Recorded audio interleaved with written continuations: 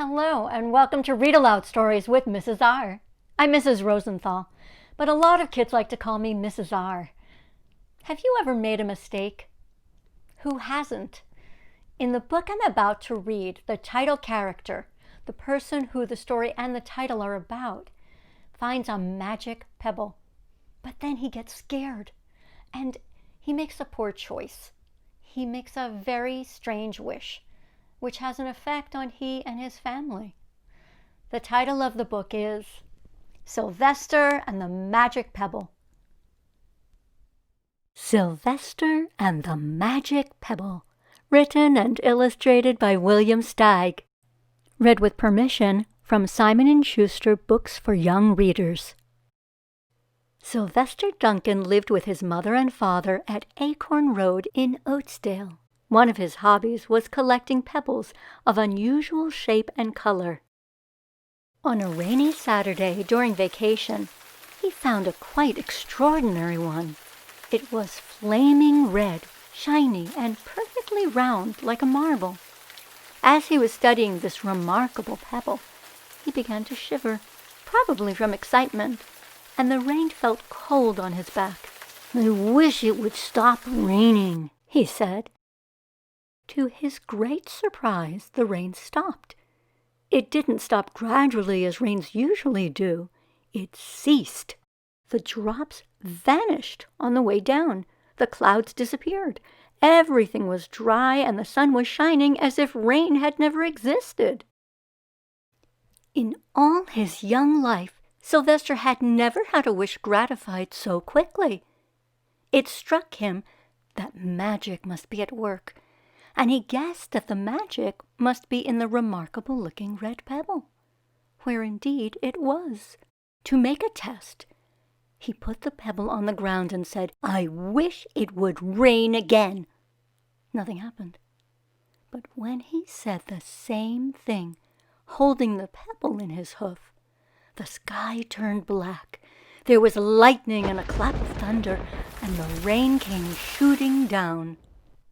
For every cause, there is an effect. A cause is why something happens. The effect is what happens after that. For instance, Sylvester wishes the rain would stop. That's the cause. The effect is the rain stops. Then Sylvester wishes the rain would start again. Another cause. What's the effect of that? You're right. The rain starts again. There are so many other causes and effects in this story. Can you find more of them? "What a lucky day this is," thought Sylvester. "From now on, I can have anything I want. My father and mother can have anything they want. My relatives, my friends, and anybody at all can have everything anybody wants." He wished the sunshine back in the sky, and he wished a wart on his left hind fetlock would disappear, and it did. And he started home, eager to amaze his father and mother with his magic pebble. He could hardly wait to see their faces. Maybe they wouldn't even believe him at first. As he was crossing Strawberry Hill, thinking of some of the many, many things he could wish for, he was startled to see a mean, hungry lion looking right at him from behind some tall grass. He was frightened. If he hadn't been so frightened, he could have made the lion disappear, or he could have wished himself safe at home with his father and mother. He could have wished the lion would turn into a butterfly, or a daisy, or a gnat. He could have wished many things, but he panicked and couldn't think carefully. "I wish I were a rock," he said, and he became a rock. The lion came bounding over, sniffed the rock 100 times, walked around and around it, and went away confused, perplexed, puzzled, and bewildered. "I saw that little donkey as clear as day. Maybe I'm going crazy," he muttered. And there was Sylvester, a rock on Strawberry Hill, with the magic pebble lying right beside him on the ground, and he was unable to pick it up. "Oh, how I wish I were myself again," he thought, but nothing happened. He had to be touching the pebble to make the magic work, but there was nothing he could do about it. His thoughts began to race like mad. He was scared and worried. Being helpless, he felt hopeless. He imagined all the possibilities, and eventually he realized that his only chance of becoming himself again was for someone to find the red pebble and to wish that the rock next to it would be a donkey. Someone would surely find the red pebble. It was so bright and shiny. But what on earth would make them wish that a rock were a donkey? The chance was 1 in a billion at best. Sylvester fell asleep. What else could he do? Night came, with many stars. Meanwhile, back at home, Mr. and Mrs. Duncan paced the floor, frantic with worry. Sylvester had never come home later than dinner time. Where could he be? They stayed up all night wondering what had happened, expecting that Sylvester would surely turn up by morning. But he didn't, of course. Mrs. Duncan cried a lot, and Mr. Duncan did his best to soothe her. Both longed to have their dear son with them. "I will never scold Sylvester again as long as I live," said Mrs. Duncan, "no matter what he does." At dawn, they went about inquiring of all the neighbors. They talked to all the children, the puppies, the kittens, the colts, the piglets. No one had seen Sylvester since the day before yesterday. They went to the police. The police could not find their child. All the dogs in Oatsdale went searching for him. They sniffed behind every rock and tree and blade of grass, into every nook and gully of the neighborhood and beyond, but found not a scent of him. They sniffed the rock on Strawberry Hill, but it smelled like a rock. It didn't smell like Sylvester. After a month of searching the same places over and over again, and inquiring of the same animals over and over again, Mr. and Mrs. Duncan no longer knew what to do.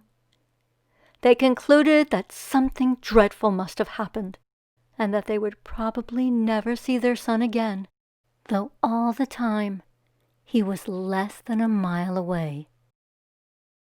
They tried their best to be happy, to go about their usual ways, but their usual ways included Sylvester, and they were always reminded of him. They were miserable. Life had no meaning for them anymore. Night followed day, and day followed night, over and over again. Sylvester on the hill woke up less and less often. When he was awake, he was only hopeless and unhappy. He felt he would be a rock forever, and he tried to get used to it. He went into an endless sleep. The days grew colder. Fall came, with the leaves changing color. Then the leaves fell, and the grass bent to the ground. Then it was winter. The winds blew this way and that. It snowed. Mostly the animals stayed indoors, living on the food they had stored up. One day a wolf sat on the rock that was Sylvester, and howled because he was hungry. Then the snows melted. The earth warmed up in the spring sun, and things budded. Leaves were on the trees again. Flowers showed their young faces. One day in May, Mr. Duncan insisted that his wife go with him on a picnic. "Let's cheer up," he said. "Let us try to live again and be happy, even though Sylvester, our angel, is no longer with us." They went to Strawberry Hill. Mrs. Duncan sat down on the rock. The warmth of his own mother sitting on him woke Sylvester up from his deep winter sleep. How he wanted to shout, "Mother! Father! It's me, Sylvester! I'm right here!" But he couldn't talk. He had no voice. He was stone dumb. Mr. Duncan walked aimlessly about, while Mrs. Duncan set out the picnic food on the rock: alfalfa sandwiches, pickled oats, sassafras salad, timothy compote. Suddenly, Mr. Duncan saw the red pebble. "What a fantastic pebble!" he exclaimed. "Sylvester would have loved it for his collection." He put the pebble on the rock. They sat down to eat. Sylvester was now as wide awake as a donkey that was a rock could possibly be. Mrs. Duncan felt some mysterious excitement. "You know, Father," she said suddenly, "I have the strangest feeling that our dear Sylvester is still alive and not far away." "I am! I am!" Sylvester wanted to shout, but he couldn't. If only he had realized that the pebble resting on his back was the magic pebble. "Oh, how I wish he were here with us on this lovely May day," said Mrs. Duncan. Mr. Duncan looked sadly at the ground. "Don't you wish it too, Father?" she said. He looked at her as if to say, "How can you ask such a question?" Mr. and Mrs. Duncan looked at each other with great sorrow. "I wish I were myself again. I wish I were my real self again," thought Sylvester. And in less than an instant, he was. You can imagine the scene that followed. The embraces, the kisses, the questions, the answers, the loving looks, and the fond exclamations. When they had eventually calmed down a bit and had gotten home, Mr. Duncan put the magic pebble in an iron safe. Some day they might want to use it, but really, for now, what more could they wish for? They had all that they wanted. The end. I love happy endings, don't you? Did you figure out what Sylvester's poor choice was? Right, when he wished he were a rock because the lion scared him. That's another cause and effect.